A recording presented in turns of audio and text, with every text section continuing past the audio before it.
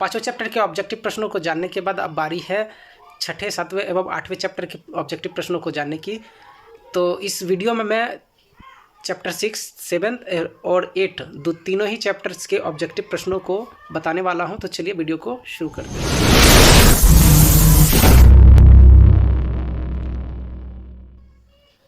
तो टाइम बचाने के लिए मैंने BA IRPM honours part 3 paper 5 के 3 चैप्टर का ऑब्जेक्टिव प्रश्न इसी में शामिल कर लिया गया है।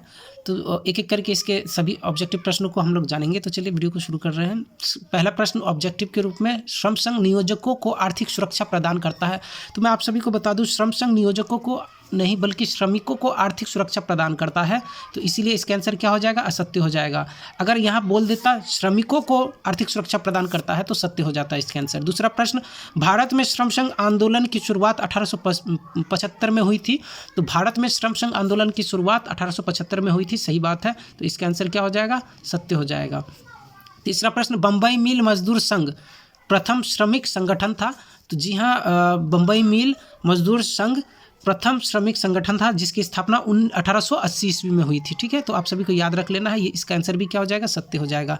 तीसरा प्रश्न, भारत में श्रम प्रतिद्वंद्वता नहीं पाई जाती है। श्रम प्रतिद्वंद्वता का अर्थ होता है कि एक ही श्रम संघ में उसके नेतृत्व करने के लिए आपस में जो प्रतिद्वंद्वता होती है उसी को श्रम प्रतिद्वंद्वता कहा जाता है, और भारत में ये बहुत ज़्यादा पाया जाता है। इसीलिए इसका आंसर क्या हो जाएगा?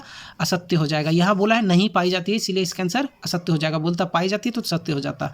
चलिए पांचवा प्रश्न, श्रम संघ में गुटबंदी से श्रमिकों को लाभ होता है। तो जी नहीं, श्रम संघ में अगर गुटबंदी हो जाती है तो उससे हमेशा श्रमिकों को घाटा ही होता है, क्योंकि एक श्रम संघ बोलता है मुझे नेतृत्व मिलना चाहिए, दूसरा श्रम संघ बोलता है मुझे नेतृत्व मिलना चाहिए। इस वजह से दोनों में विरोधाभास हो जाता है और विरोध की घटना घटने लगती है और हड़ताल जैसे बहुत सारे परिणाम सामने आते हैं। तो इसीलिए इसका आंसर क्या हो जाएगा? असत्य हो जाएगा।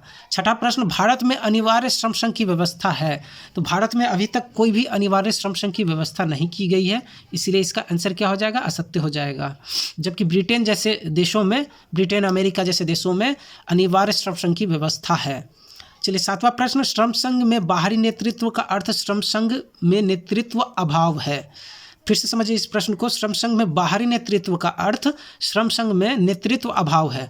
तो आप सभी को मैं बता दूं कि बाहरी नेतृत्व जब भी होता है वो अगर श्रम संघ में नेतृत्व अभाव है तभी तो हो रहा है। इसी वजह से इसका आंसर क्या हो जाएगा? सत्य हो जाएगा। जैसे कि आप सभी को जानते हैं कि विभिन्न प्रकार के श्रम संघों में आजकल जो है बाहरी नेतृत्व, बाहर के जो है अध्यक्ष उपाध्यक्ष बना दिए जाते हैं, और ये बाहरी नेतृत्व जो है श्रम संघ की बाकी कार्यों को पूरा करते हैं, और ये कारण है इसका मुख्य श्रम संघ में नेतृत्व के अभाव का। चलिए आठवां प्रश्न, श्रम संघ प्रतिद्वंद्वता श्रम आंदोलन के विकास में अवरोध डालता है। तो जी हाँ, श्रम संघ प्रतिद्वंद्वता जो है अभी थोड़ा देर पहले ही मैंने बताया था, दो श्रम संघ अगर आपस में लड़ाई करते हैं, प्रतिद्वंद्वता करते हैं, तो उससे जो है हमेशा श्रम आंदोलन के विकास में अवरोध ही उत्पन्न होगा। इसीलिए इसका आंसर क्या हो जाएगा? सत्य हो जाएगा। चलिए अगला प्रश्न, नौवां प्रश्न, औद्योगिक समुदाय को प्रथम विश्व युद्ध से काफ़ी क्षति हुई। तो कोई भी अगर विश्व युद्ध होगा तो उसमें औद्योगिक समुदाय हो या व्यावसायिक समुदाय हो, उसको क्षति ही होनी है। तो इसका आंसर क्या हो जाएगा? सत्य हो जाएगा।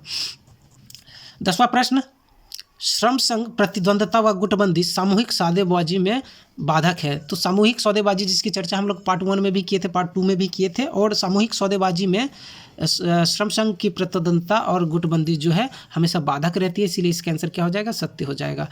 11 नंबर प्रश्न, अंतिम प्रश्न, श्रम संघ के पंजीकरण हेतु न्यूनतम 7 व्यक्ति की आवश्यकता होती है। तो जी हाँ, श्रम संघ अधिनियम 1926 के अंतर्गत न्यूनतम 7 व्यक्तियों की आवश्यकता होती है, 7 श्रमिकों की आवश्यकता होती है, तब जाके जो है आप किसी एक श्रम संघ का पंजीकरण करवा सकते हैं। इस प्रकार से 6, 7, 8 चैप्टर के ऑब्जेक्टिव प्रश्नों की समाप्ति होती है।